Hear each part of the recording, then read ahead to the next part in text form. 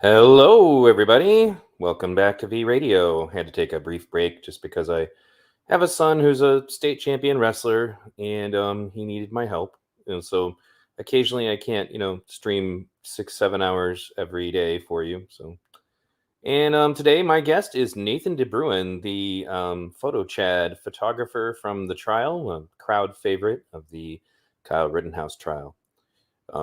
I'm going to be posting a link to Nathan's PayPal and also to, I believe he has a website where you can buy some of his awesome photos. We'll talk about that when I pull them on. In fact, I'm about to do that now. Please share the stream. Please smash the like button. Surprisingly, my website got taken down out of nowhere. I didn't even think you could do that to a link tree, and they haven't gotten back to me yet.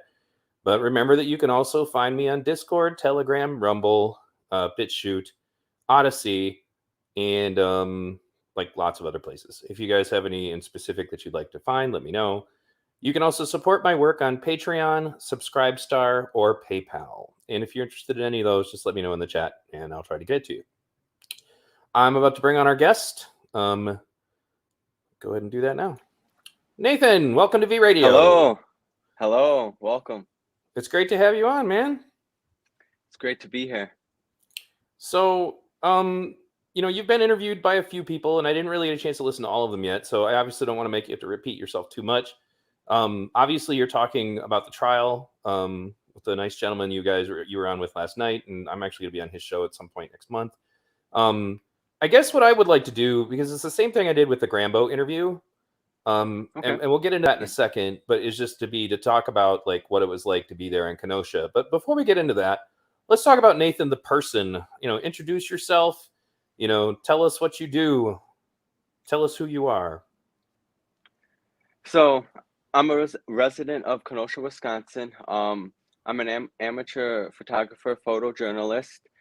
I do it mainly as a hobby right now because I can't support myself with it. I work for a national bottling company. I am currently on unpaid leave, and I'm also trying to get short-term disability. I was diagnosed with PTSD a few weeks ago from this whole ordeal. But with the support of all the fans from the trial and things like that, my photography career is taking off. So I'm grateful for that.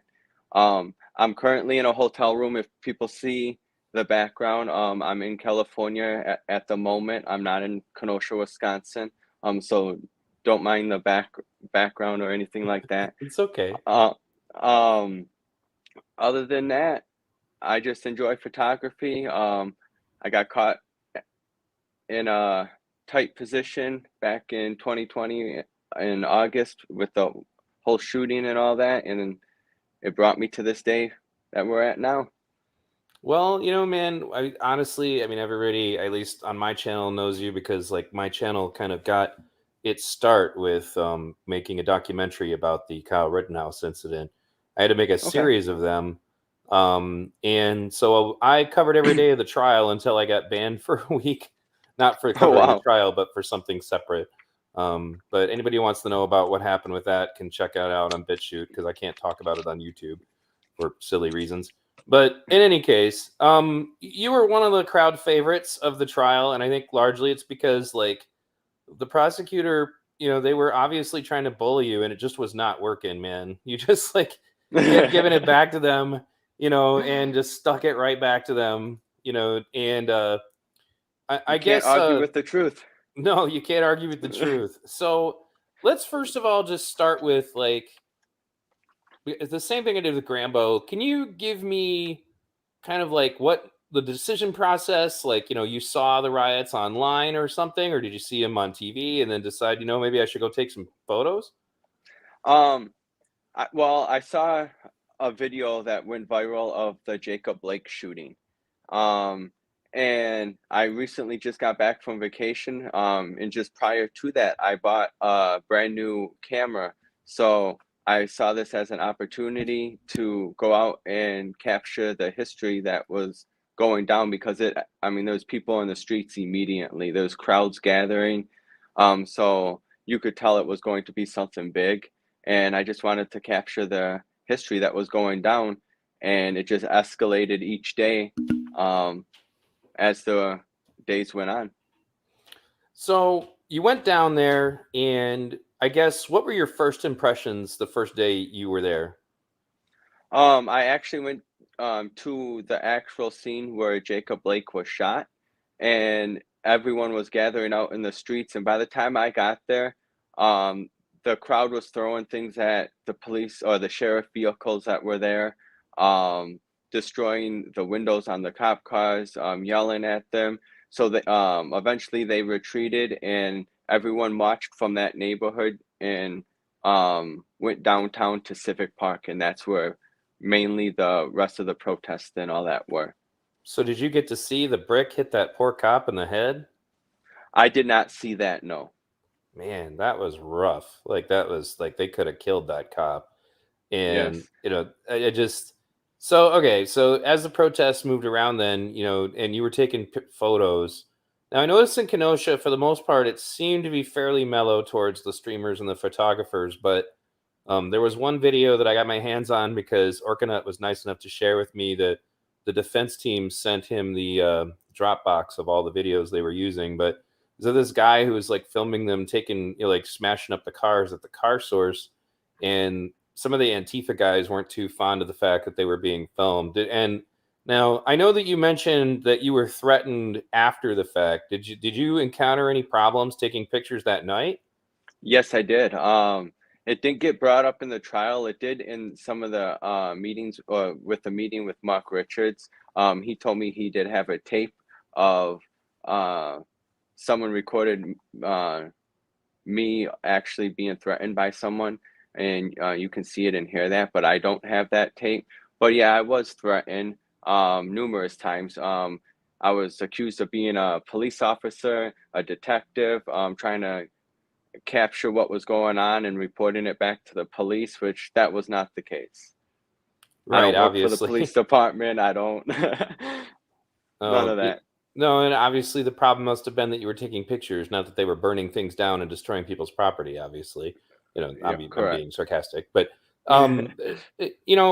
I guess as the night went on, so I mean, obviously, I believe you said you were present like during the confrontation at the pumps when Rosenbaum was telling people to shoot him and all that. Yeah, Yes. it was my feeling, and mind you, I wasn't present, but I watched ridiculous amounts of footage from so many angles. But it really seemed to me like that crowd was just angry that somebody was interfering with their arson. Like, is that the feeling you got too, or? Um, there was groups out there that just they were not fond of the armed civilians that were there, just being present there. And the crowd was already very agitated because they were pushed out of the civic park because the city actually issued a curfew. I don't know what time it started, maybe 10 o'clock. And a lot of people felt it was against like their freedoms and their rights were being taken away for a curfew that shouldn't have been there. And when everyone was pretty peaceful in Civic Park until everyone got pushed out the night of the 25th. And then So, that's when it really escalated that night. so you feel like just because I guess the cops finally, I mean, I guess I had heard that before that there really wasn't um, much of anything being done. I mean, it seemed like the cops were just overwhelmed, and that's what they testified to.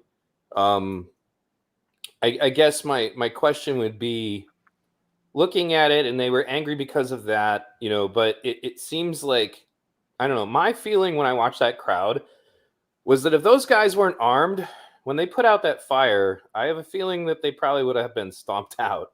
It looked like they would have gotten in a fight at the very least because they were pretty upset that somebody put out the dumpster fire. As silly as of a thing that is to get so worked up about, but did you get the same impression of that, the same energy, or? I did. There's all sorts of energy going on that night. But I do want to say that even the following nights, there was damage to city-owned vehicles, police cars, garbage trucks, and uh, dump trucks that they used as barricades. Um, Right.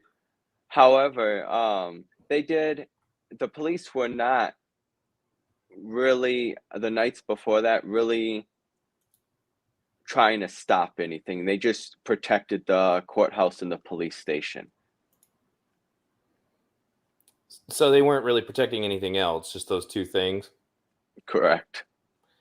And I guess that's one of the things that keeps coming back to me as far as like the reason why, because people are, upset that the cops didn't do more or whatever. But, aside from the fact that it would have taken a lot of manpower, it kind of comes down to I don't really see a peaceful way for them to have stopped that group of people. I mean, Correct. that's it. Yes, it could have been done, but then we'd be reading articles about police brutality when they broke up the peaceful protest. It was obviously not peaceful. That's the Very impression true. that I got out of it. And And it just go ahead. that's kind of how it was. When the police did interfere, it was always a big thing. If they came in and arrested something, um, there would be like an hour of screaming the person's name that just got arrested until they got released out on bond. And it was just everyone was very tense that weekend with everything that was going on, and they a lot of people just weren't thinking clearly.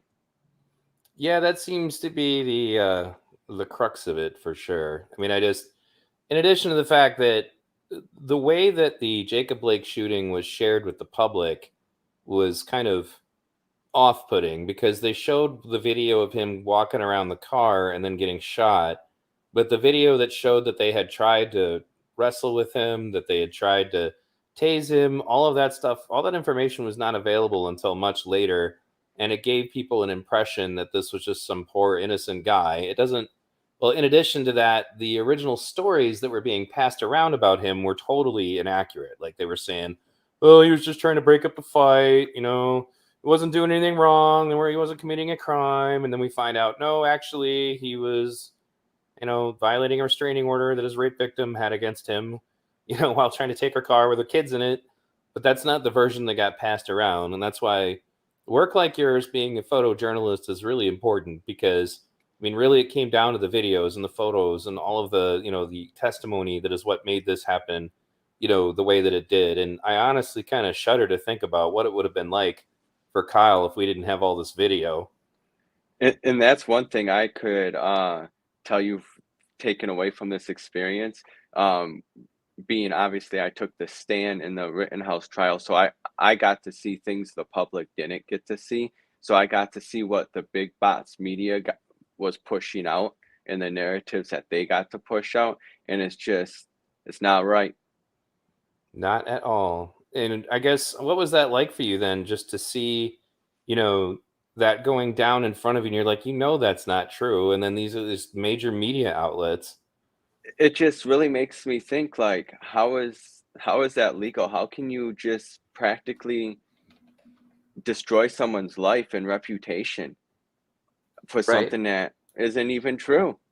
Right. No, exactly. And it's not And only is then it just move on irresponsible. to the next person. Yeah, and it's totally irresponsible. It is.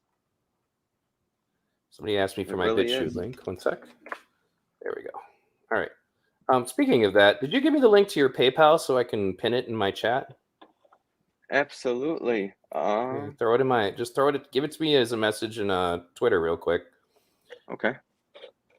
And I want to thank everybody for tuning in tonight. I can't send you to v-radio.us since for some reason Linktree has disabled my account.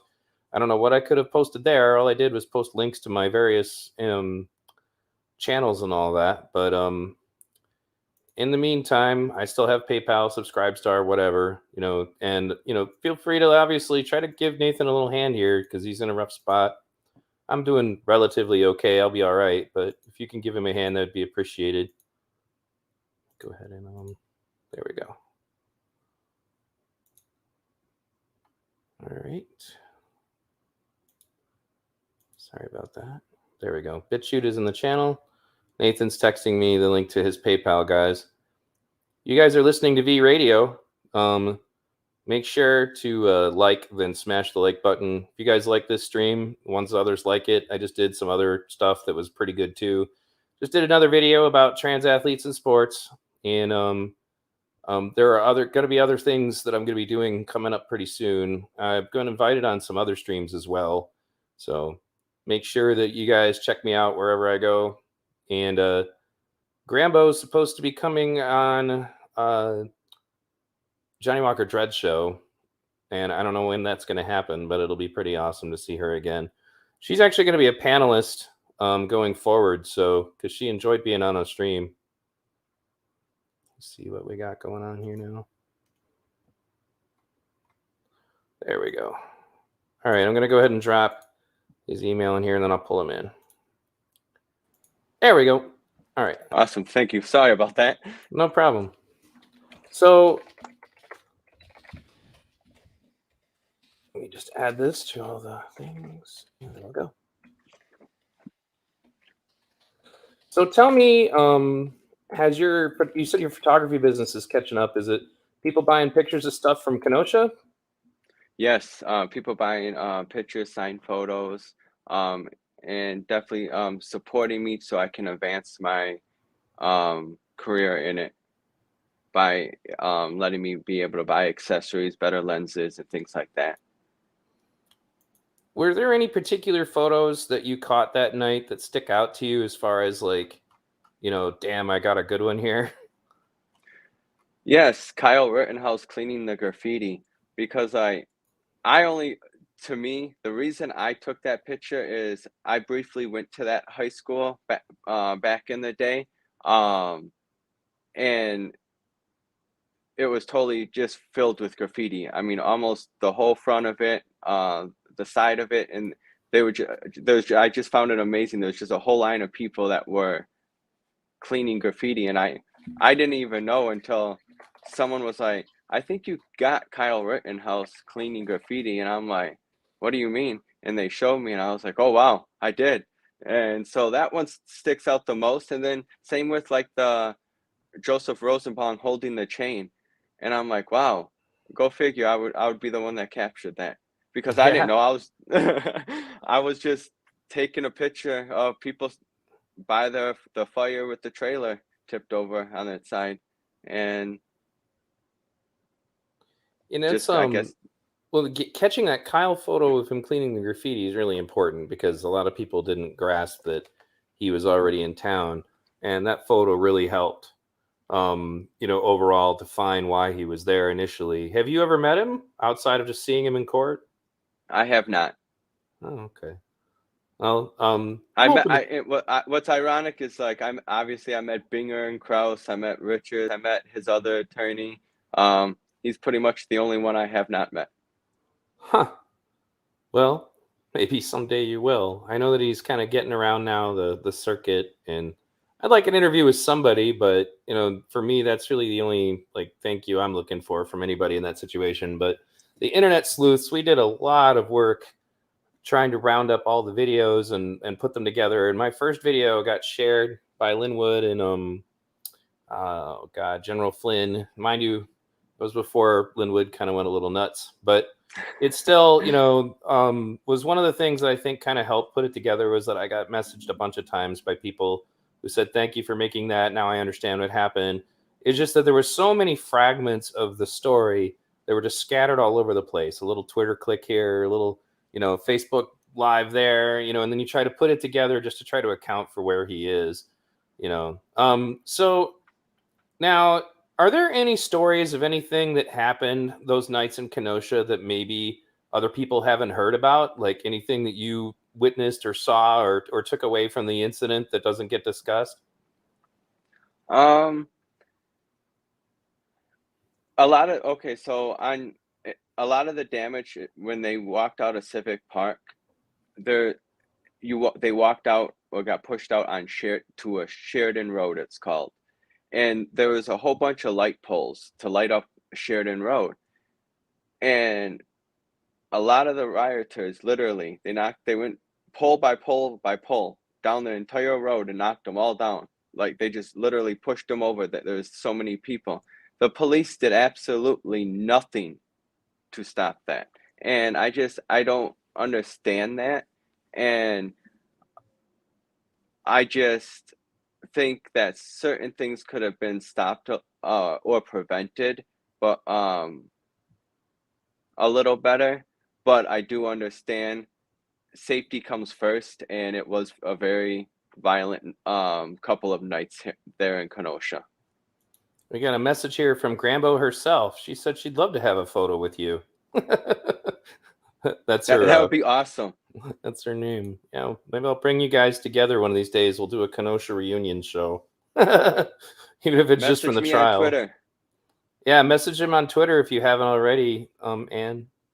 But anyway, so you go through all this carnage, and then eventually, this is when you get approached by the prosecutors, and the whole issue of them asking you to change your statement comes up. I guess just kind of walk us through your experience dealing with Binger and his partner. So I received a call from, I don't know the exact date. It was a few days before, I think I want to say October 26th, from Heather Beasley, which was a witness advocate. And to be honest, I didn't even know what a witness advocate was. I thought it was just like a secretary, to be honest with you, because I've never dealt with any of this. And she set up a time and date for me to come down. And I thought I was just going to talk to her, to be honest. She never mentioned I would be talking with anyone else. When I went down to the district attorney's office at the date and time, there was a bunch of people down there, so I actually had to sign in and stand out in the hallway. And I stood out there for a little bit, 15 minutes or so. And she comes up, and we take an elevator, and I don't know if we walked into the courthouse, like up into the courthouse building, or wherever we went upstairs. But we went into a huge conference room, and we sat there for a little bit until she actually walked out, and I'm guessing told Kraus that we were there, and he came in, and we still had to wait a little on Binger. But in that meantime, before Binger got there, Kraus did bring up my photography, told me I did have nice pictures, complimented me on that, asking me if I do it like professionally and things like that. Um, and then when Binger got in, it looked like he was like running behind. He seemed like he wasn't fully prepared for the meeting per se. And he just started it off. He handed me my police statement. I read over it, and I told him everything. Excuse me. I told him everything was correct. And that's when he pulled a photo out that was really blowing up, and it was pretty distorted. And he asked me if I knew anyone in the photo, and I said, no, I don't know anyone. And he said, well, like, this is Joshua Zeminski. And instantly, because I was already subpoenaed, I was served a subpoena for Joshua Zeminski. So the name instantly clicked into my head. And so I put two and two together as he was talking. And he goes, do you know anyone else? Or like, do you know anyone else in this picture? And I said, nope. And that's when he pointed to Joshua Zeminski, sets the photo down, picks the photo back up, and goes, who is this? And I kind of was like confused. And I said, Joshua Zeminski. And he's like, would you like to put that in your statement? Or would you like to add that to your statement? And I said, no. And I just felt like that at that moment, like it clicked into my head. I was like, you know what? I'm gonna hire an attorney when I leave here. And um and it just the meeting itself was just kind of, I wouldn't say it was bad, but I would say I had left with an uneasy feeling in my stomach, and I felt like it could have went better, and I shouldn't have been asked to change or add anything to my statement. And by the end of the meeting, when he must have realized I wasn't gonna budge off of not changing my statement or anything. He just was like, "Well, we pretty much don't need you, but you'll probably be hearing from Mark Richards because he would you make a good witness or something to him." And literally that night, I was served a subpoena for Mark Richards. So they just kind of rejected you, I guess. But because of the fact that you wouldn't alter your statement, I still don't even. It's funny is when that bomb gets dropped in the middle of the courtroom, everybody's like, "Whoa!"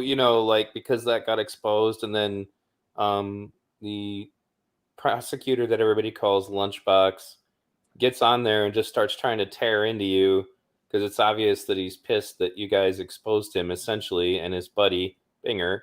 And I look at that just thinking to myself, how does this go on and how does nobody get charged? Like that's who charges them? That's like obviously I was nervous. There's no hiding that. I'm not trying to hide that. When I went up on the stand, I was extremely nervous. I was real focused on trying to answer his questions. So like I didn't I really didn't even think like I was exposing anybody. I was just telling the truth of what happened. And I felt like by me doing that, it didn't turn or it wasn't Nathan DeBruin at a murder trial. It was like Nathan DeBruin getting questioned about the tactics of from the DA's office. Right. And I felt like it wasn't right, and it pretty much most of my time up on the stand, I felt on the cross examination, I felt like had nothing to do with the actual trial and why I should have been there. Hmm. So you're saying that basically the defense dropping that bomb you felt was not necessarily appropriate or relevant to this trial. Yeah. I wasn't there to expose anybody and try to cause any drama or blow up anything. I was there to tell the truth, and obviously they asked me the questions, and I just answer them. So I felt like wanted me to kind of lie. Well, it felt like the prosecutor was trying to punish you for talking about it too. Like, and then it looked like he was prosecuting you like as if him being in that situation gave him some power over you or whatever. But you weren't the one on trial, and you wouldn't be on trial for exposing something they did that was totally wrong. But I get what you're saying. But I think Richards's perspective on it, and this is only my guess, would be that he was trying to demonstrate that the prosecutor's office was engaged in an awful lot of misconduct, and that was just one of the things that they did. And I get it, and I understand why you might even feel used in that scenario a bit. But the reality is it's also important for the jury to be aware of the fact that Binger and Krause were not honest. They were not.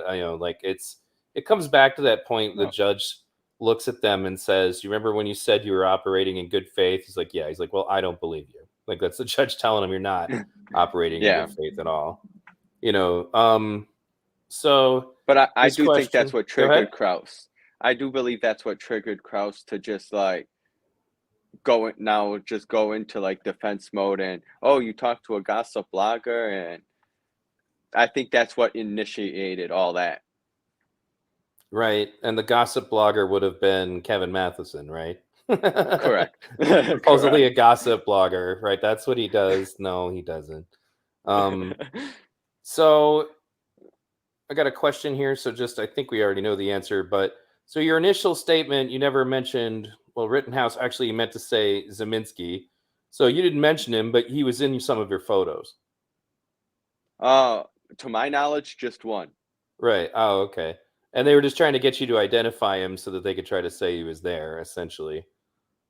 And that's it's interesting to me. Just I'm really curious, really, what's going to happen, and that's when I'm going to be on the show you were on. Is that because my video is credited as one of the things that got Zeminski finally identified and arrested because he was going by an alias, Alex Blaine, and it wasn't just my work. That was 4chan and Anonymous put together a lot of that information and just started feeding it to me. Okay. But the issue was is that I still don't understand why his role in this whole thing is not being really given the amount of brevity that it requires. If anybody should have been charged with reckless endangerment, it would have been the guy who just fires off a pistol when there's a confrontation going on. And I was also surprised that the defense team didn't really emphasize his gunshot very much. I don't know why they didn't, because that had to have contributed to Kyle's perspective on the situation, being as how he's running away from one guy, and another guy with a pistol in his hand had just confronted him too. Because if you remember, he takes a step at Kyle, tells him, "You won't do shit, motherfucker."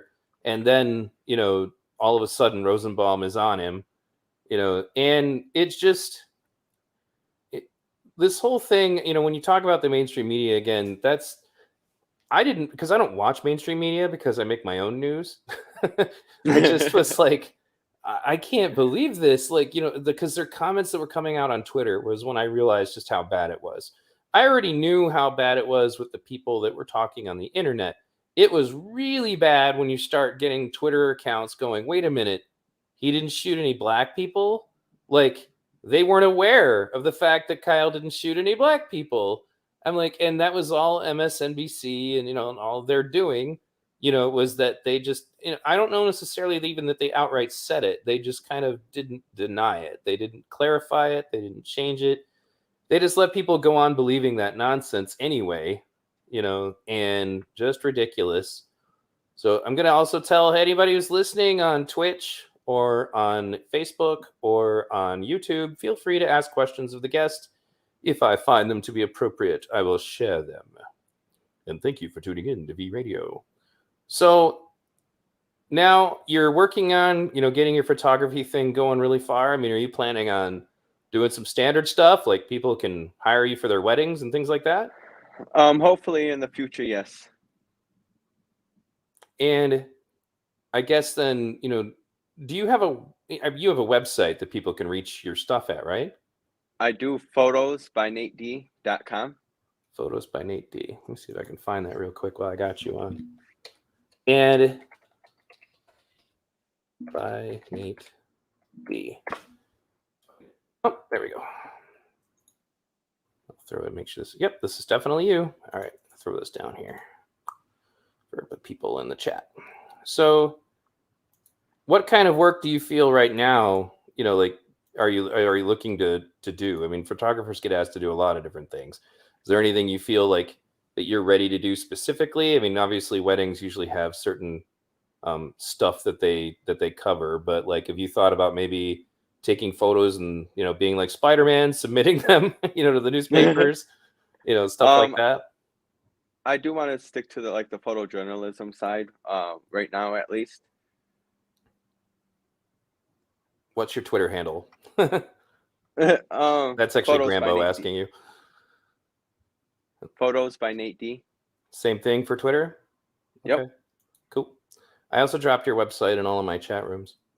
Awesome. So thank you very much. You're sticking with the journalism stuff. So, like, do you think you're going to go to protests, or is it just going to be anything? Anything that I'm able to capture at that time. Are you going to be subpoenaed for Zeminski's trial or any of the others? I am subpoenaed for the Zeminski trial. Oh, okay. I wonder what they're going to do. I actually received my second subpoena.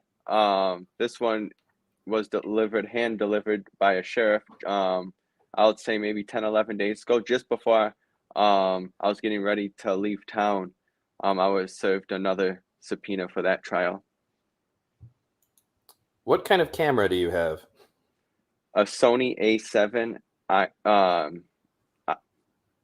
That with the 3 eyes. With the 3 eyes. So you're going to be subpoenaed for the Zeminski trial, and I imagine that's probably going to have something to do with your photograph of him, I would assume, right? That's my knowledge. Yes. That's what I would figure too. I'm interested to see how that goes. And have you thought about maybe covering it, or are you going to try to be there for all of it, I guess, since you're going to be there anyway? I thought about it. So I not 100% sure, because I do have some other things going on in January. So I got to see how that will conflict with my schedule. Okay. Well, if you do, stay in touch, because I'd love to have a contact on the ground, man. Absolutely. I do know Kevin Mathewson will be there That's good. also. No, he's great, and I've been trying to share with him different places on Facebook where he can share his work. Because he's been doing a lot of good stuff in that area, and I think he's got a good voice for video journalism, audio, like podcasting stuff too. He's well spoken. And Absolutely. did you do an interview with him? Was it maybe for the Kenosha County Eye? I did, and that is actually the interview that Kraus brings up um, in the trial, but that was the very first night that I met Kevin. Okay. Here's a good question. Will your merch be available on your photography website when it is out? It will not be available on that website. I will post a link on my Twitter account. Again, that's Photos by Nate D when it is ready. It should be up and going when I get back to Kenosha, Wisconsin, hopefully next week, just before Christmas. Let me go ahead and just before Christmas, so you can buy your merch for Christmas. Get those out to your loved ones. Now, this one I think is more of a for me, but I'm pretty sure Zeminski's getting ironically gone after for arson, and then I think there was like a reckless endangerment or something like that. I don't. I'd have to look at it again. I know it's still not being pursued with the diligence that I would like, but you can actually. He came to my channel on YouTube and was commenting on my documentary, and we got into a bit of an argument. But he was just bitching about getting in trouble for setting the dumpster on fire. And to me, I was like, dude, that's the least of the things you should be worried about. It's like you're getting off easy if you think that's all you're getting in trouble for. I just don't get it with that guy. He's got like a 7-page rap sheet, and the fact that he was running around with a gun, the fact that he was even out at all, the fact that somebody who's got that far is out on the streets is just crazy. Although I guess they did finally arrest his wife because her being out in that protest, and then like a real big brain was seen on so many videos. She was actually out on probation, so they nailed her and put her in prison. It's Wow. crazy to me how many of these people um, are just walking around with these, and they're in the middle of this protest. And that's one of the reasons why I've said for the longest time, it's actually a friend of mine who said, has it occurred to you that it's kind of odd that of like the 4 or so people that Kyle directly was involved with, every single one of them was some kind of violent, criminal,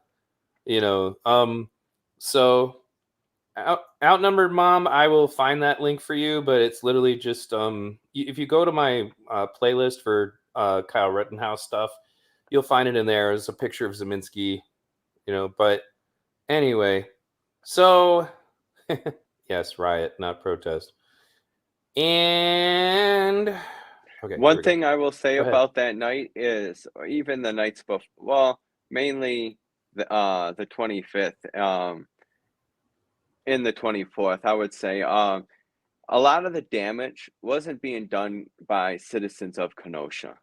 And you could tell that because there would be busloads of people. I mean, literally busloads of people just getting dropped off and coming with backpacks, baseball bats, and like the pouch on backpacks where you can stick a water bottle. There's bottles of lighter fluid, and you can hear all them talking that they came from Chicago, from Milwaukee, from different states, and there was a couple different kinds of people down there, but a lot of the people that did the damage and that were against the police were not people from Kenosha.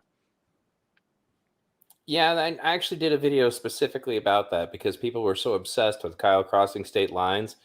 And it turns out that over 100 of the rioters that were arrested were from out of state. Some of them from as far away as California or Kentucky. And go ahead. that whole crossing the state lines for Kyle, like that goes back to that Big Bots Media.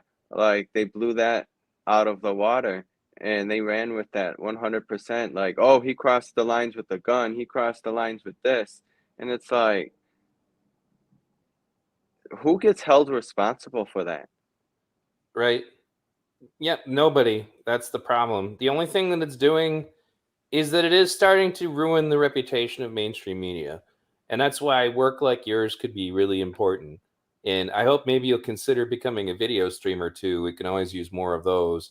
Because that stuff is so important right now, and I'm concerned about like when the next thing like this happens, when nobody has any pictures of it, like what do we get out of that? Where does it go? Because And there's that so much politics in this. Go ahead. and that's that how you brought that up. That is one of my concerns too.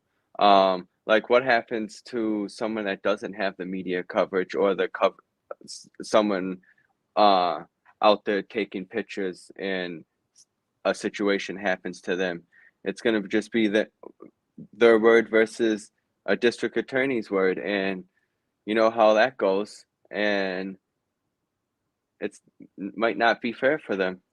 Right. And that's really one of the things that just some guy who's actually a black YouTuber was trying to point out, that, the left should be looking at this as an opportunity to try to help people on the right understand that the prosecution system is so corrupt and messed up, and to take it as a teaching moment to try to help people grasp that the people who do this, it becomes about winning or losing. You want convictions. It's like you have a record, like you're a pro boxer or something, when the truth is you should just be looking into seeing what happened. you know Yeah. so here's a comment.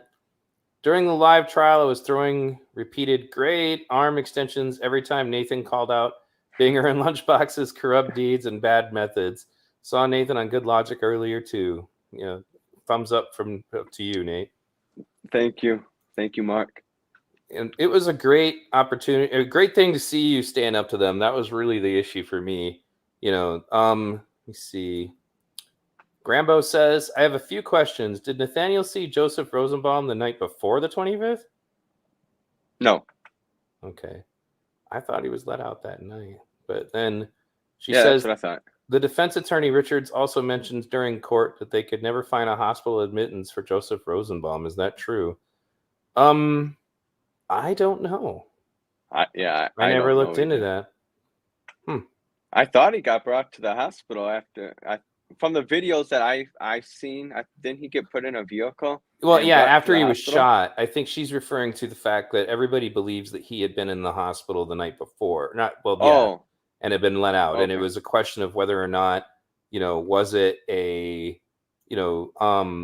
mental hospital? Was it a regular hospital? And that supposedly that bag he was walking around with was just like whatever they gave him when he was let out.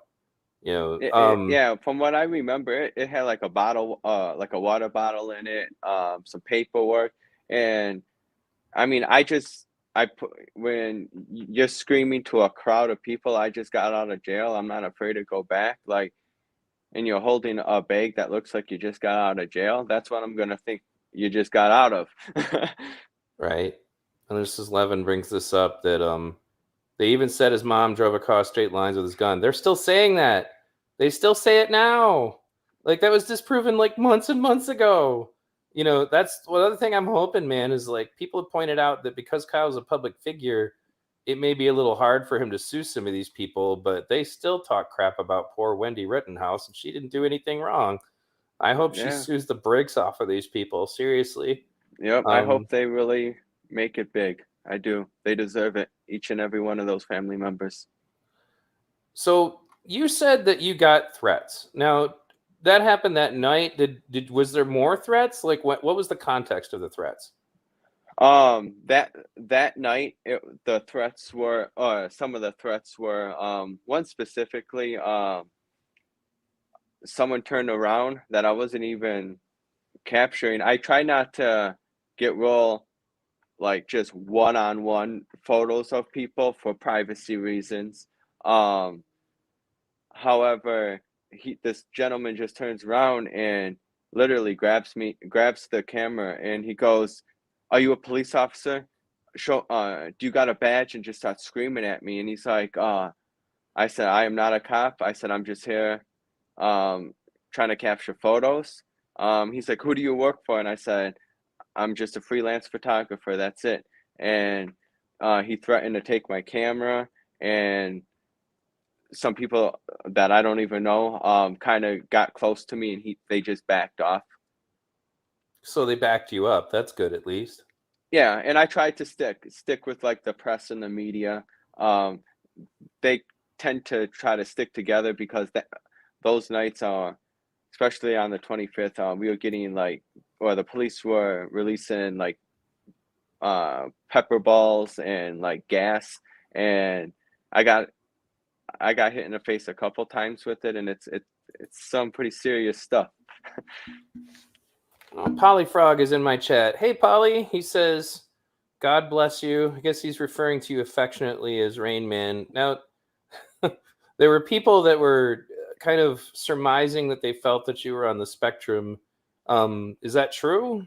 Like, and if you're not comfortable talking about that, we don't have to, but people are asking. I don't know. I never really went after, like, really, I Looked don't know how to into it. describe it.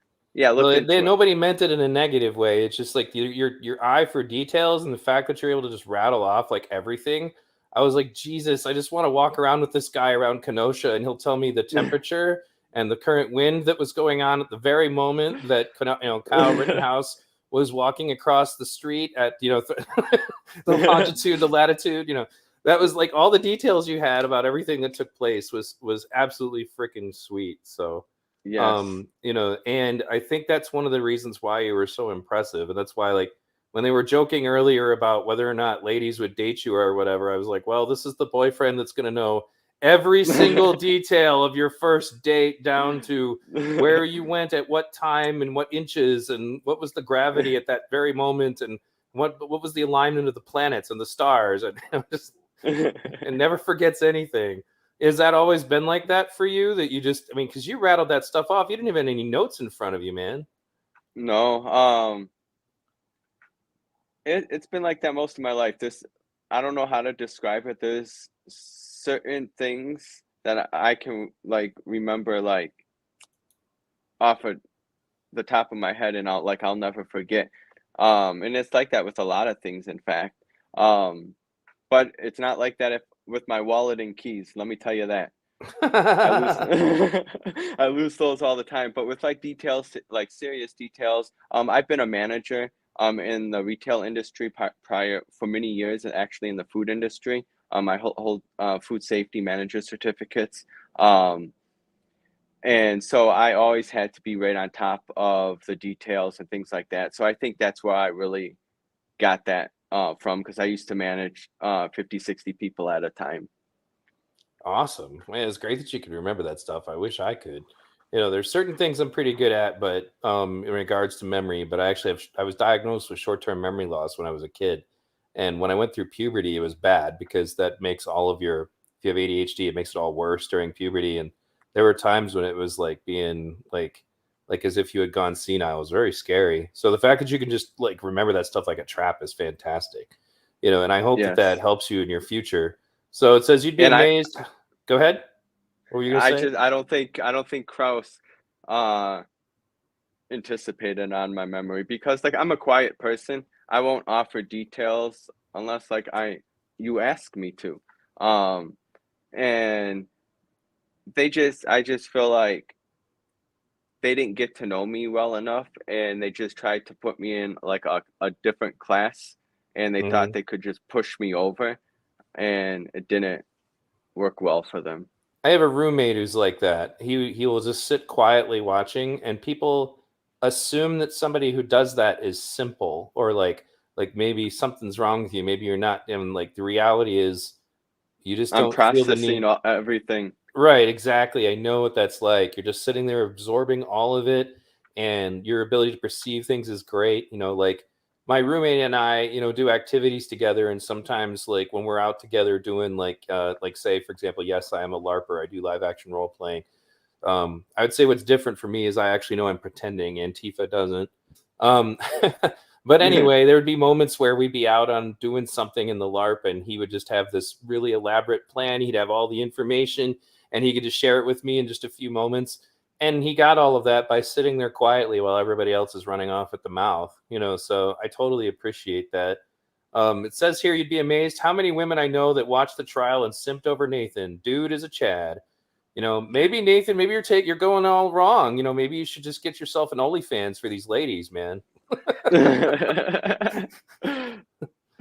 Oh, jeez. But it's like you destroyed Fatlock Nathan, I guess is what you destroyed. Fatlock, not Fatlock Nathan. And Polyfrog is a big fan. So it says, people are asking. Aiko Bear says, "I thought I just saw you raise some money. What are you using it for? The money, meaning." Yes. So, um, to hire an attorney, it was pretty costly. So the money I did fork that over, obviously before the trial. So I needed to try to get reimbursed for that. And then as all that was happening, I was put on an unpaid leave from work. Um, and that was due to obviously I work for a national bottling company and I service a lot of different stores. And when I went into one of the stores that I was assigned to, someone recognized me after the trial, the day after the trial. And the guy, the lady and her husband got up in my face screaming at me saying I support a murderer, just screaming it and trying Jesus. to encourage other um people around to do the same thing. And it just at that point I felt that my safety was endangered and I brought that up and I wanted to try to go seek some therapy. Um, so I was put on an unpaid leave that I am still currently on, trying to get short-term disability after being diagnosed with PTSD. So I do have bills that are adding up, and I had bills prior to this that I am trying to pay, um, and I also wanted to try to get better lenses for my cameras and get the help that I need, because mental health is very expensive. I don't know if people know that. If you're paying for it out of pocket, it's absurdly expensive. Yeah, it is for sure. So man, that is And so. Go ahead. You say what you're going to say, and And I'll talk.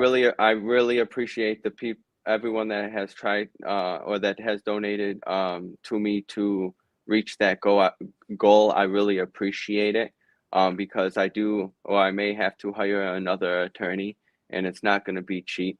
And I know that looks like a lot of money, but when you're not receiving a paycheck and it's going on a month, and you have bills piling up and that money goes through pretty quickly. And I just want to say thank you to everyone that's donated. I really appreciate it. I know how that is, man. And if you keep doing what you're doing, that's one of the reasons I said if you consider being a streamer as well, that's another option because people can be Definitely. throwing you, super chats and stuff like that. As you're out walking around, And getting that is good with figuring out how to do it with the phones and all that. But anyway, go on. and that is one thing that I don't know much about the streaming part of like the industry. But I do that is something that I am interested in. I do have a YouTube channel. There's not much on it, so I don't want anyone to go subscribe to it because I have so much on my plate right now. Eventually, I will get to starting the YouTube channel up, but I did want to just secure my name on it at least. So somebody in the chat is asking for your photo store again. I just linked your website. Would that still be the best place to get photos? Yes. However, if you do, I want to put this out there.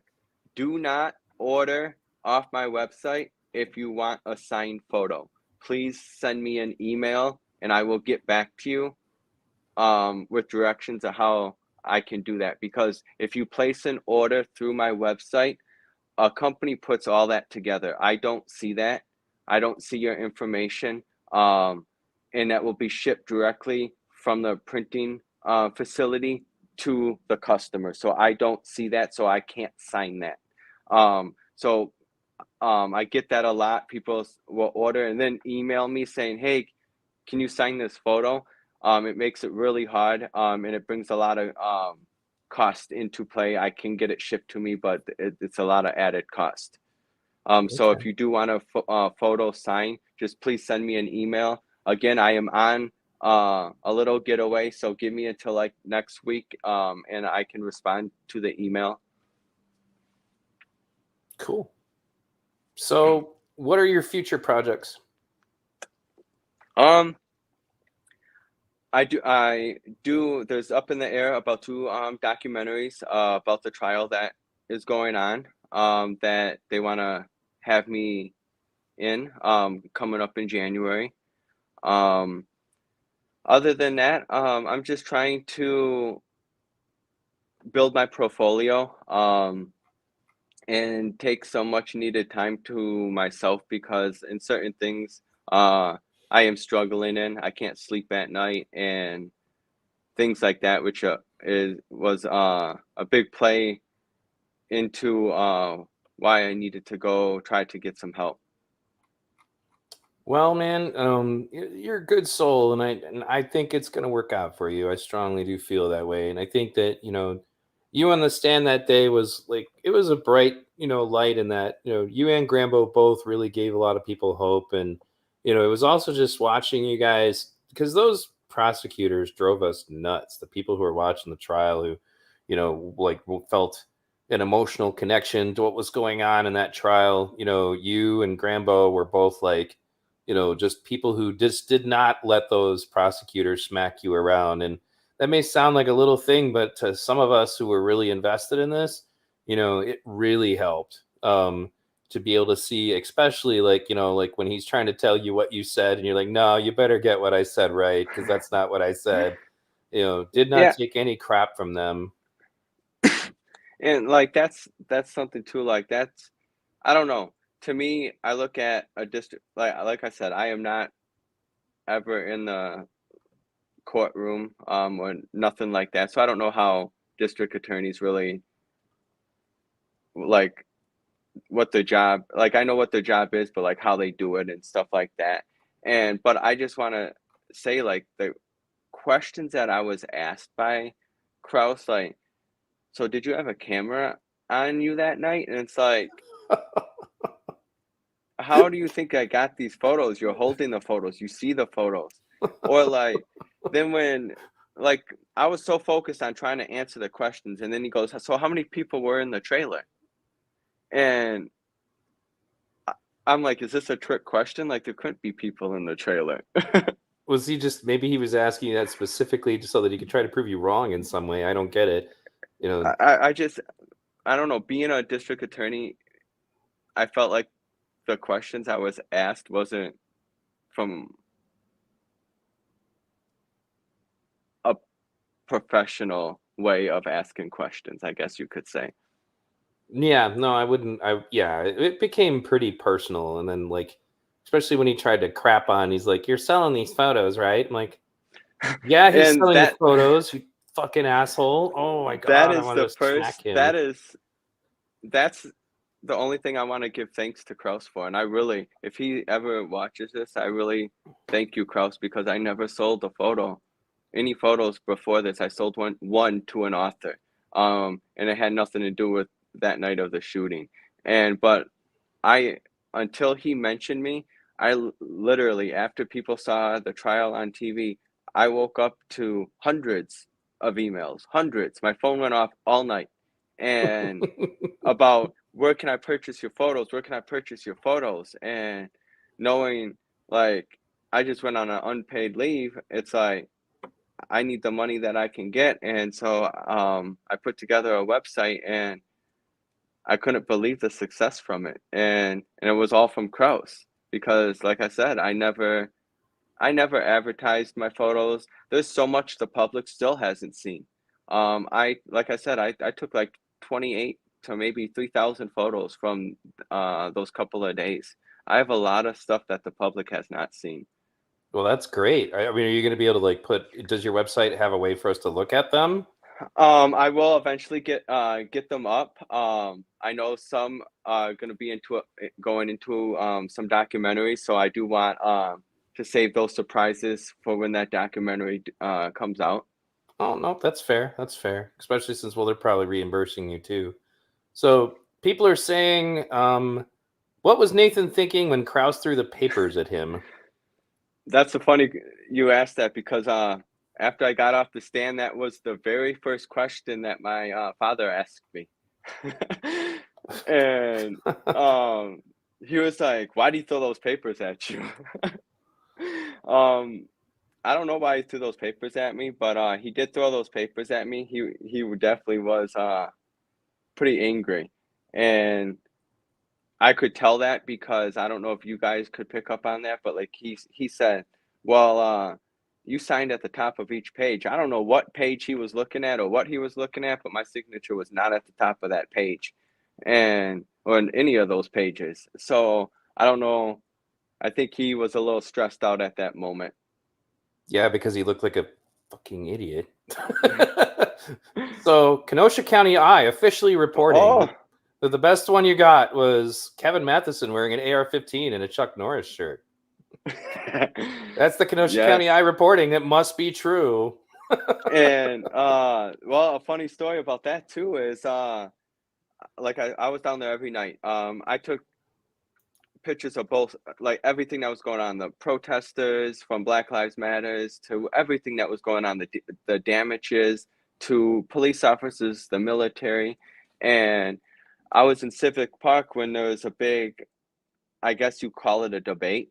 I don't know actually how it started and all, but I made my way to the front and I got a couple of photos of it looked like two gentlemen debating back and forth, and there was a guy in a robe. I'm gonna just call him a referee. I don't know technically what he is, but there's a guy in a robe looked like he was being the referee, and I snapped a couple photos, and I got actually two small video clips of that moment, and I didn't know who none of those people were until the night that I gave my interview with and met Kevin Mathewson. Um, at my attorney's office, and I when you walk through the door, I looked and I was like, I have a photo of this guy, and that's where that's the situation he's talking about. I actually got him in Civic Park, holding he had his AR-15 and his handgun on his side, debating with someone. It was pretty neat to be able to put a face with that photo, and that's what I enjoy doing. Like I don't know none of these people that I I captured in the photos, and most of them I still don't know. I just know their names. It is powerful. I've done some photography myself, and I did video journalism back when I still physically could.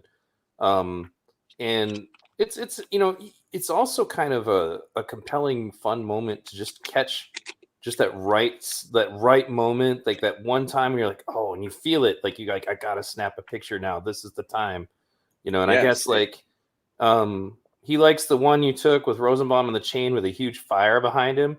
Yeah, that sounds like a good poster, honestly. I mean, not that I'd want that guy yeah. on my wall, but it sounds like a good opportunity to get an image. But you know, Yeah, that was another, like I said, a shocking photo when I was able, like, through the investigation, like I noticed, wow, that's Rosenbaum with holding the chain, and I was like, I couldn't believe I was the one that captured it. so Grambo says, I have a great idea for a photo shoot with us to help Nathan raise money. Just make sure you get in touch with her. She's a sweet lady. She's going to reach out to you. I Definitely, imagine I can. She probably wouldn't mind if I gave you her number. We'll talk about that. I'll check it out and then I'll throw it to you on Twitter. absolutely, Do and you I can have? always give you my number to give to her or something like that if she feels more comfortable like that. Yeah, I'd like to have it for myself just so I can reach out to you if we ever need anything. Absolutely, Um, absolutely. so let me see. There was another one here. He didn't take any video, but I guess he's wondering if you have any pictures of any of the stuff in the actual shooting. No, I did not, and that was actually one thing that Kraus did bring up. Like, why didn't I take any video or snap any photos? Um, because just before, just before the shooting, I was actually walking up to like the direction to the gas station or to the car lot that or car source that Rosenbaum was shot at, and but I didn't make it all the way up there. And when Kyle came running down going back towards like the Bearcats running down the road, he ran past me. And so or he walked past me and then he picked up the speed. And that's when I kind of picked up my speed and ran into the middle of the road. And I just got through like the crowd of people when the the second shooting happened, when all that whole situation went down. And then obviously when it was going down, again, I'm an amateur photographer. I'm not a professional. My first instinct was I got to make sure I'm safe. So I retreated back for my safety. And the only picture that I did get was of Gage sitting on the ground, um, being attended to by some of the police, and that is on the website. Yeah, that was a tough moment, that's for sure. Did Yeah, you I definitely never experienced anything like that in my life before. did you see any like Elijah Schaefer and any other independent journalists out there? Um, I truly don't know. I don't know none of them. I know I knew who CJ was, and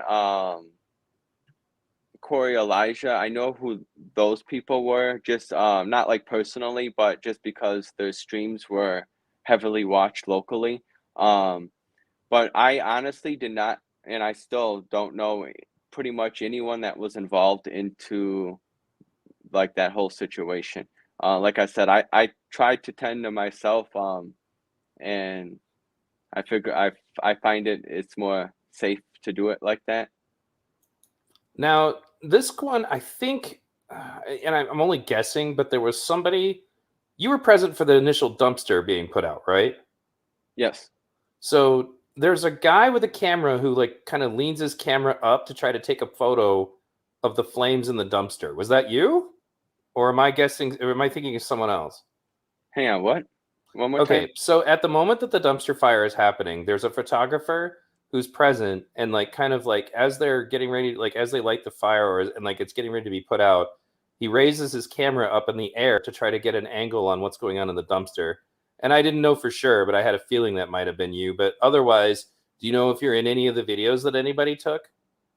I am in videos. Actually on my Twitter, um, a few nights ago. My nights have been long because I'm not used to this time zone change. But on my Twitter, someone did take me in some of the photos that I posted. They found people that took images like across the street of me. It was kind of ironic. I don't know how to explain it. But like a different point of view of showing me. But I'm in multiple videos and um, images. Cool. I'll be in a gray sweatshirt. I don't think you can see the details, but it was a Cubs World Series sweatshirt. I'm in white. It's like an off-white cargo pants, and I had a black like a face mask because of COVID at the time on, Right. Well, I guess and I'll look for obviously you I had too. my obviously I had my camera around my neck too, and but yeah, if you look at my Twitter, you go through my post, someone actually post or tweeted to me a whole bunch of images that they could or that they found me in. It was quite interesting So, because the district attorney's office kind of made it seem like, oh, how are you sure you were that close? And it's like I feel like didn't you do the investigation? Because like I can find video of me in it. Why can't you? right.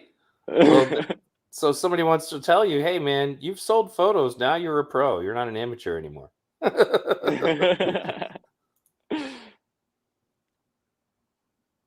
Somebody's asking, were you scared at all being in Kenosha on those nights? This is Polyfrog. um, for the most part, no. But the night just uh just before well, actually the day before the shooting, when a lot of the fires were happening, everything happened so quick. And when I say there was a lot of people, I'm talking hundreds of people that are breaking into buildings and lighting the buildings on fire. So from all different directions. So it is kind of scary because I'm trying to take photos, but like when you're looking through a camera, you kind of are totally unaware of what's going on around you. So it's kind of scary. but the top part for me being scared would be when that shooting happened, because it wasn't necessarily, I wasn't scared, say, because of Kyle. I was not scared because of that, but after the shots were fired, it was like a war zone. There were shots literally coming from every direction, and you didn't know where they were coming from. Everything was so dark, and it was just a scary scene. And I didn't have a vehicle down there at the time because so many roads were blocked, and I didn't want my vehicle damaged. And so I was dropped off down there. And so I had a long walk back. And obviously, I had to walk past some police officers, which I provided the photos in court. And like, it's in a dark area, and I get hit with like the the bright flashlight saying freeze because they see something black, me carrying something black, and it's just my camera. But it's kind of scary when, I mean, what if he could, or what if that police officer didn't make the right call, and or couldn't see from the distance he was at that it was a camera and it was like an honest mistake. So just those kind of fears. I wasn't afraid of like the police were going to shoot me or anything, but like it was just such a hectic scene, and there was so many people and so many things happening at that moment that like maybe people weren't 100% on point, and I was just worried about getting shot. Yeah, that's a legitimate concern. And, they still haven't even identified where a lot of those gunshots were. Like, it's unfortunate because when everything was happening, like before I actually was like saying, okay, I need to start recording this stuff, like, basically pulling the videos down off of Twitter and stuff like that, I've kind of learned that you really need to grab it as soon as possible. But I want to say I really believe, and I can't prove it because I haven't been able to find it since, but I'm pretty confident that there was a video of somebody firing a rifle who was not Kyle. I'm pretty confident that there was a video where somebody, like I think they were behind Gage Grosskreutz, but where you could hear a rifle going off sounding like it was fairly close to them.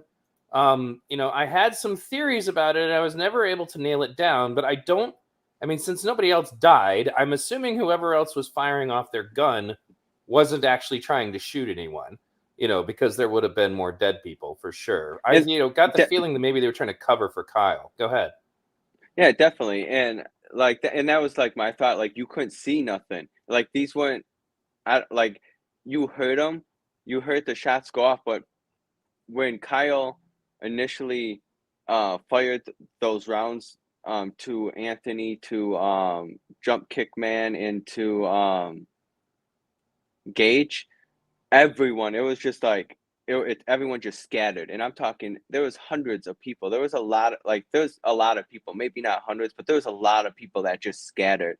And so there's no way to physically see where everyone's going, and then you're hearing all these gunshots, and so you're constantly like your head's just turning like, what do I do? And that's why I initially hugged up against the wall until I knew like what was going on in front of me was safe, where I could go a different direction. And it was a chaotic scene that I hope I never have to experience again. Well, if you're going to be a citizen journalist, though, this may not even be the worst. Like we'll be like watching videos of Beirut or something, and then we'll be like, oh, there goes Nathan DeBruin. So this one's more like personal. I just want to thank you, Polyfrog, for sharing the stream. Yeah, and guys, continue to share my work because I'm pretty confident that the YouTube algorithm does not like me. And I posted about it on Twitter that for some reason my subscriber count keeps bouncing up and down. Like I can literally watch it happen in real time. Like I remember when the guy you were on with last night, who I feel terrible for remembering his name. Joe. Yeah, Joe recommended me, and then I watched my subscriber count go up by like 12, and then like a few seconds later, it goes right back down like by 9 or 10. I'm like, what the hell just happened? Like there's no way that 10 people got mad at me all at once and decided to leave because of some other video. I wasn't even broadcasting at the time. So the algorithm does not like me, guys. So make sure, that you have, if you haven't already, do what Polly's doing and share this everywhere you can. I'm not really looking to make a lot of money at this. I'd like to be whole, but for me to be whole, because I was literally just a restaurant worker, it wouldn't really take much. I'm just trying to be able to get by, and I'm doing okay for now. Definitely. So if you have any extra money, send it Nathan's way. But Yeah, I would now really you're appreciate it because I am gonna have to. I don't know a cost yet. I'm actually in talks trying to figure things out right now. How much the like to retain my attorney again, for this new case. So I'm waiting on a cost for that. So anyone that chooses to donate, that's where that money is gonna be going. Yeah, especially with the way these guys are and how vindictive they were, it wouldn't surprise me if they tried to figure out some way to Yeah, go after you. just like one thing that sticks out to me, when I was on the stand, I think it was Kraus that says, um, Nate doesn't even have much relevance in the trial to like in his belief. He has more in the Zeminski trial. He said something along those lines, and to my knowledge, all I have is a photo. That's it, one photo, Yeah, and the fact and that they're trying to go after him, I mean, there's plenty of video of Joshua Zeminski. I don't know why I don't know. and Sounds to I me didn't like they, see him prior. Like I said, I don't. I personally don't even recall nothing, and um, I'm just afraid to of retaliation, I guess you could say, from the Kyle Rittenhouse trial from the district attorney's office. So I definitely want to yeah, retain an I attorney. can't blame you there because it looked pretty personal to that guy. Like they were so mad at you, like they were taking it out on you. But I want to make another comment about this. Drunken Rocky, also check out the Grambo interview. If you liked this one, you'll like that one too. Um, And I will say it is Binger as the district attorney, as the prosecutor in the case. just hope he doesn't screw it up. Okay, so Mark Stone says, I'd love to see the top 12 photos Nathan considers his best photos of that event. I'd also love to get a playable audio photo of the moment Nathan said, let's make that clear. Make sure you told him what I said. So this is one of And my like I don't personal. know, Go ahead. it's just that like I don't know that moment. I will tell everyone like that was a moment where my brain, you, the public got to hear exactly what my brain processed before my mouth could, uh, like not like as it came out my mouth. I couldn't. I don't know. I was getting irritated by the questions that he was asking me. It just I felt like were inappropriate how he was bullying me, and then he tried to put words in my mouth, and I wasn't having that.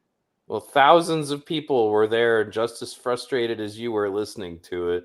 This is a personal friend of mine. Her name is Mary Todd. She's also a journalist in her own way. Does a lot of exposés on Antifa. She specifically is the one who managed to uncover the video necessary to make it clear that the Proud Boy Tiny had not actually shot himself in the foot, despite Antifa's lies to that effect. If you guys have not checked out Mary Todd's channel, you absolutely should. And if you ever have any questions about anything Antifa related, Mary is definitely the one to go to. But they're saying if you thought about making a career out of this, like BG on the Scene or others, this kind of is similar to what I was asking you earlier about maybe becoming a streamer, because those people eventually do make money at that. I have met BG on the scene. He is So one of them I have met personally. you were on CJ's stream at some point, weren't you? Like, didn't he interview you? Yes, and actually that's when I met BG too. Oh, like they were both there. Got it. Yeah, somewhere on my Twitter there a while back there's actually a photo with a whole bunch of us in the photo of from that interview. Now, Polly's pointing out that there were several more shots. Those are the ones we were talking about. We don't know who identified. And during the trial, Ryan Balch said that somebody took some shots at him from like a white truck or something, and he had to duck behind a truck. And then like uh, the judge kind of stopped him and said, "This happened later, though, right?" And they were like, "Well, yeah." So then they stopped talking about it. I'd like to get Ryan Balch on here at some point, to get his views on things. If anybody knows a way to reach out to him, I'd appreciate it. I know he does shows like these, as I have a lot of questions about things that went on that night that never got explained. But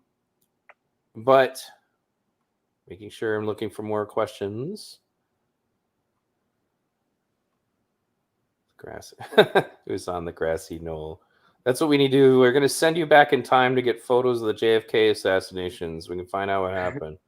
You know, this is my buddy Logical Checkmate from the Czech Republic. You know, he's like just saying hello. Hello.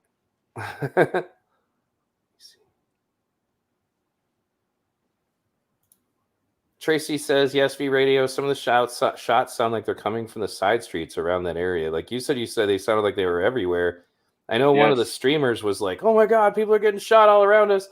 And I don't think he was correct, but definitely people were firing their guns. Yeah, people were firing, to my knowledge. There was no one else shot besides the 3 individuals.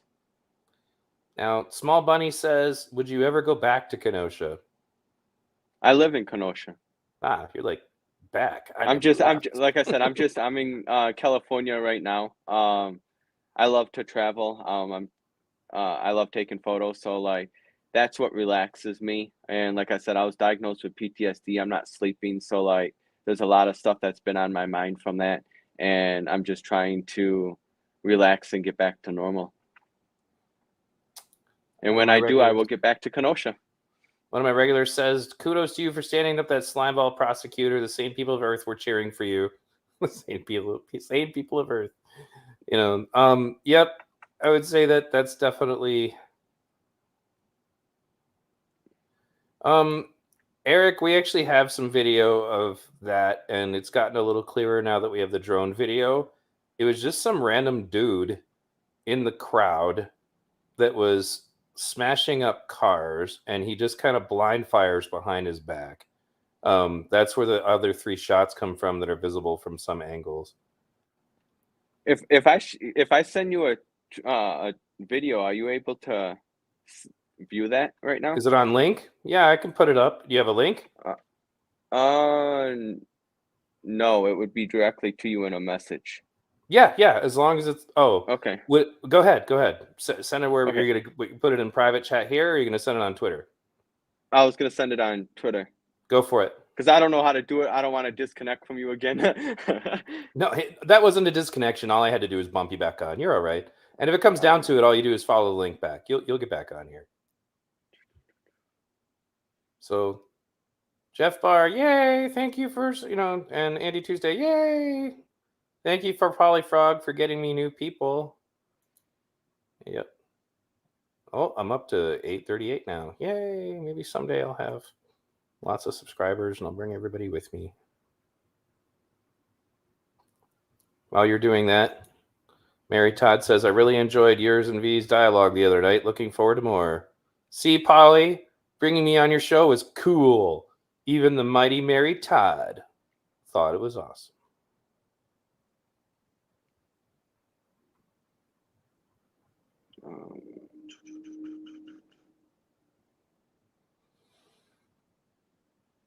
While he's doing that, I'll take a moment of station identification. You're listening to V Radio. I'd like to send you to my website. Unfortunately, it's been shut down temporarily, but if you are interested, you can follow me on BitChute, Rumble, Odyssey now, and I have a Discord, Telegram. You can email me. You can add me on Facebook. I have a Facebook group you guys can add. You'll find lots of cool interviews like this one. Okay, I think I know how I can do this. Let me see. Yeah, I should be able to pull this off. 1 second. Okay. All right. Everybody, please wait for just a moment while I pull up this video. They're just small, like 10-second clips. Okay. 1 second. Go ahead and take that off of there. Zeminski's going to trial for arson, and I think it's like reckless. There was some other. Hold on, wrong one. Some other thing, Grambo. I'm not really sure. Wrong one. Okay, let me go ahead and share. Please wait just a moment while I get these videos brought up. It's going to pull up my Twitter. Share. All right. These are some little clips. I'm going to rewind it here.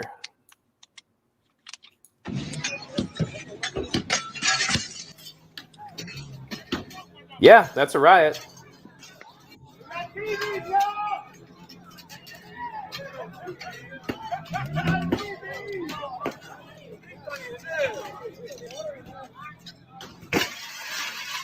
Peaceful protest, right, guys? Next. Oh, wait, is that the same one? Nope. Okay, here we go. Oh yeah, you were talking about that. You said they did that to a bunch of those like in a row, right? Yes, I have multiple videos. They're just individual clips because I was taking pictures in between there. The videos were actually off my cell phone. But yeah, they knocked over almost all the poles down Sheridan Road. God, it's just disgusting and it doesn't help anything. I did a whole video specifically about the science involved with that. That the reality is that riots don't help anybody. Nobody's doing any better or any different because they rioted. It accomplished nothing other than making BLM look like a bunch of terrorists. But looking back at the chat, let me know if you're sending anything else.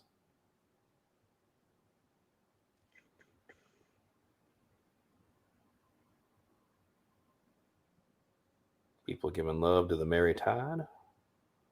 The foxiest patriotic butterfly in photojournalism.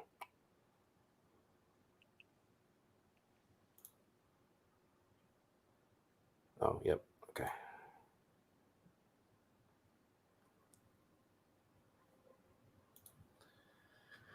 A Hill says, as a Marine vet with PTSD, I can promise you that you can get through it. Take it day by day, one step at a time. Stay strong, bro. Thank you.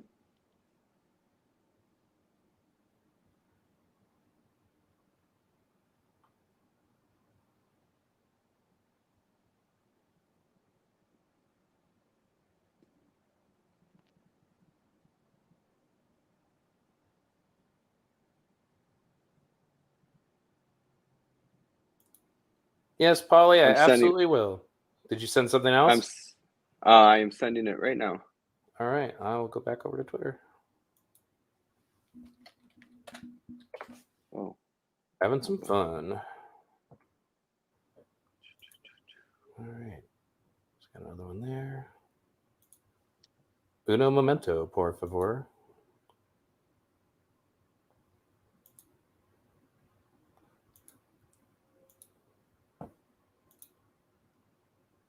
Let's see. Go back in here. All right, here we go. it's sending right now. Oh, we've seen that one. All right, let me go back over here. Oh, we've seen that one too. Oh, here we go.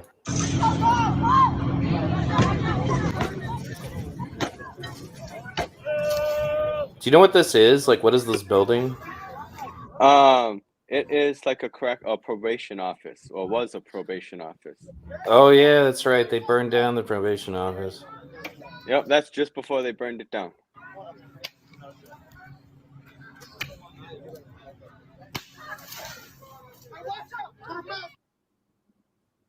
Yeah. It's all about the politics and the ideology.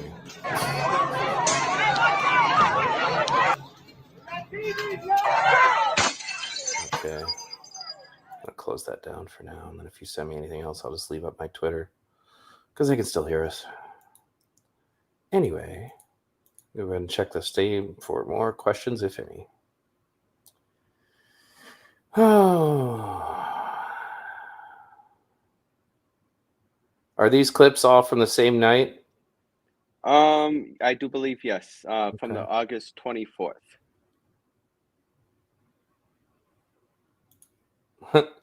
Paulie and V should do a newscast in the news voice. I'll do sports. LOL. You're listening to V Radio. Just a little arson, some broken glass, and a tipped over porta potty. No big deal. I'm sending another video of some garbage trucks on fire and a gentleman with a fire extinguisher not putting out the fire truck. 1 second. Or the garbage trucks, not fire trucks, sorry. Okay. start that over. What is he doing? Oh my god.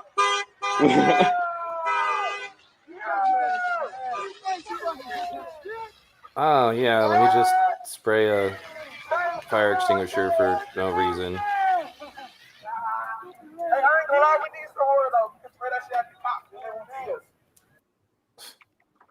Guy thinks it's a smoke screen. He's playing Spy Hunter. That's showing my age. Spy Hunter's like original Nintendo. Thank you, everybody, for tuning in tonight. Make sure you check out my interview with Grambo, along with some of the other great interviews I've had in the past. If you like long-form conversations like this with special guests, you should check out my podcasts playlist, which is specifically conversations like this here on V Radio.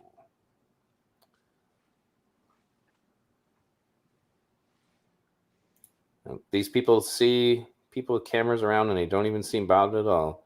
Yeah, some of them just ignore you. Some of them don't.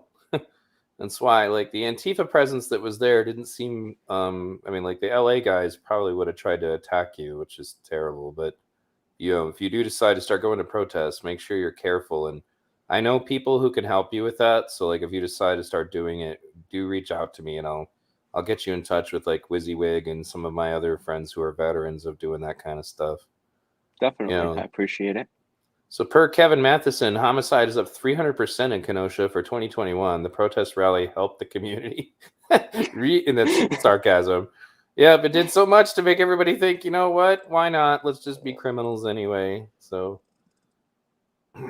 Lisa Ann says, watching those nights live was really sad. And I would agree, it was pretty messed up. Especially when they attacked the dinosaur museum. Who the hell does that? Yeah, it's like, man, I wasn't sure about this issue of black people being shot by cops, but then somebody destroyed a dinosaur museum, and then everything was clear to me. And I was like, suddenly I supported their cause. I'm like, no, you're a moron. Who does that? That's something Matt Orfalia's documentary is supposed to be about, is more like specifically highlighting the fact that what they were doing was, there was senseless. There wasn't any like point to any of it. It was just, they were just breaking stuff to break stuff. Nobody came away from that situation and suddenly thought to themselves, man, we really shouldn't be profiling people. It's the opposite. So anyway, man, this has been a fun conversation. Is there anything that you would like to share that you haven't shared yet, that maybe like misconceptions or anything about that night? I always like to state that in each one, I have no problem with the police, no problem with the district attorney's office, and no problem with any law enforcement, like Kraus kind of made it seem like. And I just like to always put that out there, because I don't want the wrong image put out about me. Is there anything else that's been said about you that you'd like to clarify now that you're on the real news, since the mainstream media sucks? No, I think that was about it. I appreciate you having me. Yeah, no problem. A buddy of mine actually just asked a question. Has anybody threatened to deplatform you? I guess that means to try to like get your website or whatever turned down or whatever, but I don't think you've had anything like that yet, have you? No, but I did. So prior to my Give, Send, Go, I only knew about GoFundMe. I tried to get a GoFundMe account. I had it all typed up, everything ready to go. And matter of fact, still to this day, it is still pending. They never approved it. And in the trial, did you get to hear Binger's drastic minimizing of the arson and destruction? Like, it just seemed like they were trying to act like it wasn't dangerous outside. And I know that's one of the reasons why Drew Hernandez kept saying, yes, at the violent riot. Yep, the violent riot. Yep, I was there for the violent riot. It was a violent riot. Like, I went to the bathroom at the violent riot. I ate dinner at the violent riot. I took some breaths at the violent riot. I'm glad he did it, though. But yeah, I mean, you were pointing out, I mean, just the destruction is crazy. You said you've got more pictures that people haven't even seen yet. And I'm looking forward to that. Yes. They should be coming out hopefully very, very soon. Says this is Johnny Walker Dread, which, by the way, you should consider going on his show at some point. You'd like him. Yeah, but if you mention Kyle Rittenhouse anyway, they won't let you raise funds. That's starting to slowly change. But what were you going to say? I did. It did have. I said I was in the Kyle Rittenhouse trial in the description, and yeah, I still haven't got approved. But doesn't matter. The Give Send Go really came through, and everyone came through on that. Says you were so kind and humble and honest. If no one else can see that, then they have major issues. See, the chicks are just Thank you. totally simping for you, bro. I'm telling you, set up an OnlyFans, learn how to dance, put on some boxers and just show off for the ladies. All right, everybody. If you have any last questions, now's the time, because I know he's been gracious enough to be on here for quite a while, and I hope I can have you on again sometime, man. It was fun talking to you. Absolutely. Maybe we can chat after that Zeminski trial. And like I said, I'll shoot you my number in a private message, and I'll keep you posted on what goes on about that, and we can go from there. People saying, why are Kyle's witnesses so much better than Binger's? Binger didn't really have anybody to call who didn't suck. That's really that's the truth. I mean, when he called Gage, and that was like, just shoot yourself in the face. Why don't you? I don't understand that. I don't understand. Like I said, I'm not an attorney. I'm not. That's not my profession. But I don't understand why he called Gage. I don't understand that. Well, it's like he had to call somebody, I guess. But it definitely didn't work out. So dumb. Somebody here from Twitch is saying that you got a cool logo on your hoodie. Yes. Thank you. Photo Nate D. Yay. You should get a picture of that specifically and we'll throw it on places. So, so Polyfrog is saying, it's one of the best moments of the trial. I just wanted to say thank you for having the integrity in a world that's scarcely lacking it, or sorely lacking it. And I agree. That's one of the reasons I do the work that I do, is because I just got sick of people lying. The funny thing is that I'm not even like a right-leaning dude. And I put that fact into the beginning of my documentary, which is unfortunately fortunate because it meant that some people just didn't watch it because they must have assumed I was against Kyle or whatever. I just got so sick of people assuming that I must be some Trump supporting, right-wing simpleton or something. I'm like, no, I went into this as an investigative journalist. My initial impression, what I assumed, was that he was probably some crazed shooter, and the truth is, after spending 2 weeks of hard investigations, literally hurting myself from sitting in my computer chair too much, it just wasn't true. The kid was defending himself, and people are just gonna have to get over it, really. And that's the biggest thing with me too. Like, a lot of people say I'm biased. I wanted Kyle to get off. I spoke the truth, and the truth happened to be for Kyle and not the district attorneys. And if that's how it played out, like, I wasn't gonna lie, I wasn't for anyone's side. I was there for the truth, and honestly, I'm glad that I did see it, because an 18-year-old might have been stuck behind bars the rest of his life for something he had a right to defend himself for. I would agree. And if it had come out that he was a crazy dude, then my documentary would have been different. But for me, it was just, I don't know. There's this problem right now that I've made this example many times. Maybe you'll understand it too. But politics and political activism now is become like a team sport, but not in the way that is good. Like, maybe you played volleyball once when you were in middle school, and the gym teacher thought that your team scored a point, so he puts a point on the board. Now, everybody on your team knows that ball was actually out, but you don't say anything because you want to win. And if somebody starts to say something, they go, shut up, man, shut up. And that's how I get treated as a guy who's got a couple of Bernie Sanders videos on my channel. People are like, what's wrong with you? Why are you always spending so much time bitching about the left? I'm like, because you guys are the ones who are screwing up all the time. That's just the truth of it. If I ever get my hands on some stuff, and like when I covered January 6th, I pointed out January 6th wasn't smart. It wasn't a good idea, but that doesn't change the fact that for me, what I found so silly about it was like they're emphasizing so much on January 6th, and they didn't talk about anything that went on in throughout 2020. There's this one riot that they have to cling to because it's the one thing that fits what they're trying to tell everyone, that supposedly it's crazy white supremacists are the biggest threat ever, not red SUVs that drive into parades. And I say red SUVs because, of course, the news couldn't report on what the guy, who the person was who was driving the SUV. And you guys can watch my video about that. I gathered up a bunch of his stuff, like off of his internet presence, that makes it very clear that that guy was definitely a racist individual who didn't care for white people. And I also did an expose recently on that Connor Betts guy, who is obviously Antifa, and that was pretty clear by reviewing his social media, but the media just covered up for that too. But keep, helping us report the truth, man. And again, sometimes Absolutely. you could come on just to be a panelist when we're talking about anything. It doesn't necessarily have to be specifically about Kenosha, and get your name out there. So Absolutely. I appreciate it. make sure I share your website again in all these chat rooms. And did you have any parting thoughts? No, I just I really appreciate to everyone that has really helped me, donated, sent supporting comments. I really appreciate it. I may not be able to respond back to all of them, but I do read them all. I am pretty busy. I do have a lot of messages. Sometimes, like, I'll get through them and I'll take a break, and by the time I get back to it, I can't even find out the spot that I left off. So if I do miss over comments, just know I try to read them all. So I really appreciate it from the bottom of my heart.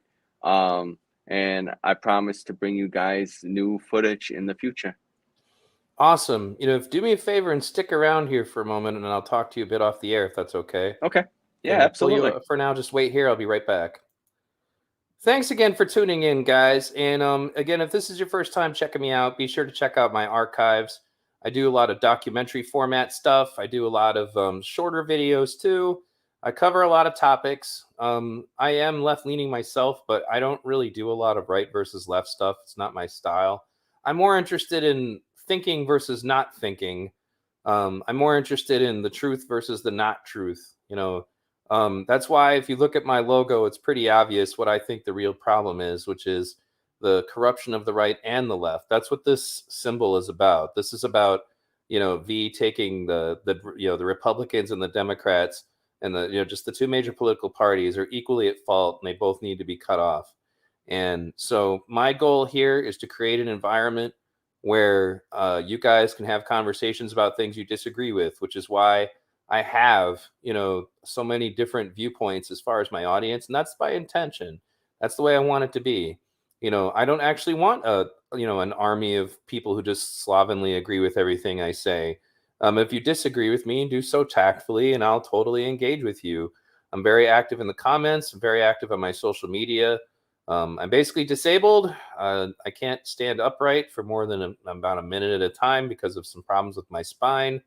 So this is what I do all day, aside from occasionally getting my kids to their sports.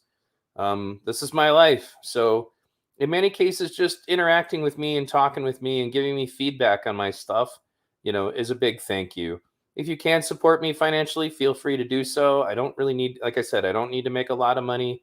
I'm basically just living on savings right now and with a little bit of help that I'm getting here. And I really appreciate you guys. And do me a favor again, the algorithm is really hitting me in the face. So if you share my stuff yourself, that really goes a long way, because they're not going to do that for me. That's for sure. And thanks for tuning in. I don't have anything on the docket. I know Gary Lamb wants to have me on his show, and he's a cool guy. I'm going to go on his show at some point. That's a guy who's got 60,000 subscribers because he was shared by Trump, and then the algorithm chokes him down. And it's an example of like what YouTube can do when it's decided it doesn't like somebody. So, but you will, I can't agree. I'm sorry, I can't promise you're going to agree with everything on my channel. But if it's addressed specifically to the right or to the left, I'm usually pretty direct about that ahead of time. And like I think one of my viewers put it, I don't beat people over the head with my specific abilities. Not abilities, beliefs. You don't have to agree with me about everything. I just want people to think clearly. So anyway, guys, thank you very much for coming out, for watching today. Share this stream. Check out the Grambo stream. That conversation went really well. I think you guys will like that. If any of you are libertarians, I had libertarian Spike Cohen. He's actually an anarcho-capitalist on my show, and he answered a lot of questions from the audience. You will find that I do bring on guests that I don't necessarily agree with. So if you like this stuff, make sure you smash the like button if you haven't already. and keep sharing it, because at the end of the day, that's really my goal. Is like, yes, I'd like to build my audience, but it's because my work is really my activism. I can't go to protests like I used to. I can't go out and do that kind of stuff anymore. So bringing the truth to matters, and trying to help people think clearly in these times when it seems like everybody's being encouraged not to think at all. That's really what I'm about. So thanks again, guys, for tuning in to V Radio.